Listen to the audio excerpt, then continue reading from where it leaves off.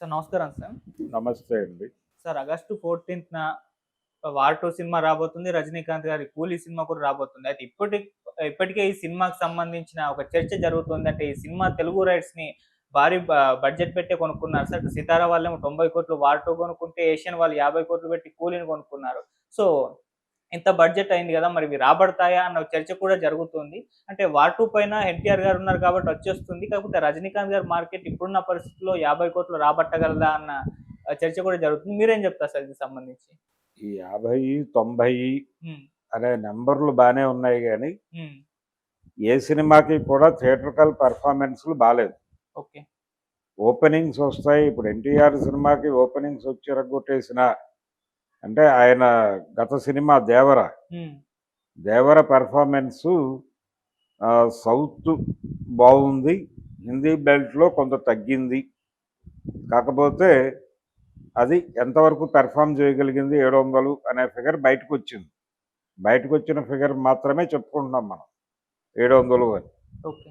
ఈ 700 లెక్కన చూసుకుంటే 90కి కొనటం, 90కి తెలుగు కొనటం అనేది అంటే మేజర్‌గా ఇక్కడే కలెక్ట్ చేసిందది. హ్మ్. కాబట్టి 90కి 'వార్ 2' అనేది రీజనబుల్ ప్రైస్‌లా కనిపిస్తోంది కానీ, అది వర్కౌట్ అవ్వదు అనేది నా దృఢమైన నమ్మకం. ఎందుకు సార్? అంటే థియేట్రికల్ పెర్ఫార్మన్స్‌లు బాగా డ్రాస్టిక్‌గా పడిపోయినాయి. ఓకే. అయితే వీళ్ళ హోప్ ఏంటంటే మొదటి 4, 5 రోజులు అభిమానుల సందోహం అది థియేటర్లను నింపేస్తుంది. అంటే మేజర్ ఫ్యాన్ ఫాలోయింగ్ ఉన్నటువంటి హీరోల్లో ఎన్టీఆర్ ఒకడు. అవును. పైగా తను చేస్తున్నటువంటి మొదటి Bollywood cinema, straight Bollywood cinema. హ్మ్. రెండోది ఈ సినిమా కథకి సంబంధించి కూడా ట్రైలర్ నుంచి ఒక జ్ఞానం అందింది ప్రపంచానికి. హ్మ్. అదేమిటంటే ఈ సినిమాలో జనరల్‌గా ఇలాంటి సినిమాల్లో ఒక అంశం మీద పనిచేసే స్పై నుంచి కమ్యూనికేషన్ మిస్ అయినప్పుడు 2 రకాల సందేహాలొస్తాయి. ఆ 2 రకాల సందేహాల్లో ఒకటి అతను శత్రువుల చేతుల్లో అంతమైనా అయ్యుండాలి. లేదు శత్రువులతో తను కలిసిపోయి అయినా ఉండాలి. లేదు తనే శత్రువుగా మారైనా ఉండాలి. హ్మ్. ఇలాంటి ప్రమాదపు అంచనాలు కట్టడానికి ఇంకొక స్పైని పంపిస్తారు. హ్మ్. ఇందులో ఎన్టీఆర్ పోషిస్తున్న పాత్ర అదే.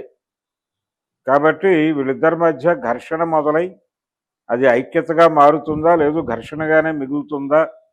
హృతిక్ రోషన్ విలనా? హీరోనా? హృతిక్ రోషన్ విలన్ అయి ఎన్టీఆర్ హీరోగా మిగులుతాడా? ఇలాంటి 100 రకాల సందేహాలు ఓకే. కలిగించేదిగా ఆ ట్రైలర్ ఉంది. కాబట్టి దాని తాలూకా అంచనాలు అభిమానుల్లో ఉన్నాయి. అందుకని కొంతవరకు దీని మీద రికవరీ ఉంటుందనే కాన్ఫిడెన్స్‌తో 90 దాకా వెళ్ళుండొచ్చు సితారా వాళ్ళు. కానీ అంత ఏదైనా సరే ఇప్పుడు ఎవరు అగ్రిమెంట్ రాసుకున్నా కానీ గతంలో లాగా నాన్ రిఫండబుల్ అనే పద్ధతి లేదు. రిఫండబుల్ పద్ధతుల్లోనే వెళ్తున్నారు ఎవరు వెళ్ళినా. కాబట్టి థియేట్రికల్ పెర్ఫార్మెన్స్ 90 దాటి చేస్తే 100 దాటితే హ్యాపీ. 100 దాటుతుందనే కాన్ఫిడెన్స్తోనే ఆ బేరానికి వెళ్ళుంటాడు ఆయన. హ్మ్. 100 రాబట్టడం అనేది థియేటర్లు కనీసం 10 రోజులు హడావిడి నడవాలి. ఓకే. 10 హడావుడి 15 మంది 20 మందితో కాదు. థియేటర్లు నిండాలి. కనీసం 10 నుంచి 20 రోజులు థియేటర్లు కళకళలాడితే అప్పుడు ఆ రిటర్న్స్ వస్తాయి. ఓకే. అంత కళకళలాడించేంత పరిస్థితి జనాల్లో అంత మూడ్ క్రియేట్ అవుతుందా అనేది డౌట్. ఎంత కొట్టినా 60-70 దాకా వెళ్తుందేమో అని సందేహం. అది దాటి వెడితే ఆనందమే. థియేట్రికల్ పెర్ఫార్మెన్సెస్ బాగానే ఉన్నాయి. అంటే పెద్ద హీరోల సినిమాలు నెలకి ఒకటి గనక రిలీజ్ అయితే మేం కష్టాల్లో నుంచి బయటపడిపోతామని ఈ మధ్య ఎగ్జిబిటర్లు ఒక సమావేశం పెట్టి మరీ ప్రపంచానికి చెప్పారు. వాళ్ళ అంచనా కరెక్ట్ అని ప్రూవ్ అవుతుంది. ఇది కనుక 100 కోట్లు కలెక్ట్ చేయగలిగితే ఎంత హీరో అయినా కానీ 70 నుంచి 80 వరకు అంతకు మించి రాబట్టదేమో అనే ఒక సందేహం ఉంది. అంటే ఈ మధ్య వస్తున్న సినిమాల పెర్ఫార్మెన్సెస్ చూస్తుంటే అలాగే ఉంది వాతావరణం. ఓకే. అన్ని స్క్రీన్స్ వేసేస్తున్నారు. అన్ని స్క్రీన్స్లోనూ గనక అది పూల్ చేయగలిగితే డెఫినెట్గా వసూళ్లు సాధ్యం అవుతుంది. హ్మ్. కానీ పబ్లిక్ అంత లీజర్గా వెళ్తున్నారా అనే దానిలోనే డౌట్. ఓకే. సో వాళ్ళు ఇతర ప్రాంతాల్లో వెతుక్కుంటున్నారు సినిమాని. కావాలంటే 4 రోజులు వెయిట్ చేస్తామంటున్నారు. ఈ వెయిట్ చేసేటువంటి సెక్షన్ పెరుగుతోంది రోజు రోజుకి. అలాగే బయట నుంచి కంటెంట్ చూసేటువంటి దొంగదారుల్లో కంటెంట్ చూసేటువంటి ఇది కూడా పెరుగుతోంది, నెంబర్ పెరుగుతోంది. ఈ రెండు కూడా నిజానికి థియేటర్ దగ్గర పెర్ఫామ్ అవ్వాలి. అలా అయితే వీళ్ళు పెడుతున్నటువంటి బడ్జెట్లు ఈజీగా వర్కౌట్ అవుతాయి. ఇది కేవలం తెలుగు ఏరియాల్లో జరుగుతున్న ఇబ్బంది అని మాత్రమే చూడక్కర్లేదు. దేశవ్యాప్తంగా జరుగుతున్నటువంటి దాడులు ఇది. అంటే ఇంటర్నెట్ ప్లాట్ఫామ్లో సినిమా రావటం అనేది తెలుగు సినిమాల గురించి మనం మాట్లాడుకుంటున్నాం, కానీ హిందీ సినిమాలకు కూడా ఉంది ఆ ప్రాబ్లం, కేవలం తెలుగు సినిమాలకు కాదు. సో వాటికి కూడా ఇబ్బంది ఉండొచ్చు. ఓకే. అందుకని ఈ సినిమా 70 నుంచి 80 అంటే 90 అనేది పెద్ద ఫిగరే. ఒకవేళ లక్కీగా అది క్రాస్ అయ్యి 100కి వెళ్ళిపోతే అదృష్టవంతుడే సితారా నాగవంశీ. కాబట్టి అది ఓకే. కూలీ దగ్గరికి వచ్చేసరికి 50 అనేది అది పెద్ద ఫిగరే. కాకపోతే రజనీకాంత్ ఈ మధ్య కాలంలో ఆయనకి మళ్ళీ ఇమేజ్ బూస్ట్ అయింది, రీసెంట్ హిట్స్ ఉన్నాయి ఆయనకి. కాబట్టి రజనీకాంత్ ప్లస్ నాగార్జున ఈ కాంబోలో కొంత వర్కౌట్ అవ్వచ్చు అని అంటున్నారు, కానీ అది కూడా ఒక 10 కోట్ల డెఫిసిట్లోనే నడుస్తుందని నా అంచనా. తెలుగు మార్కెట్ 40 to 45 మధ్య నడుస్తుంది. ఓకే.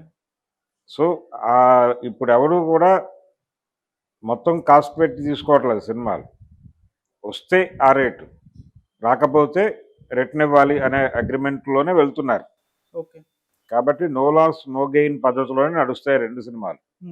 ఇంతకు మించి ఎరగొట్టేది ఏం లేదు. అది 70 వస్తే మహా గొప్పే, ఇది 40 వస్తే గొప్పే.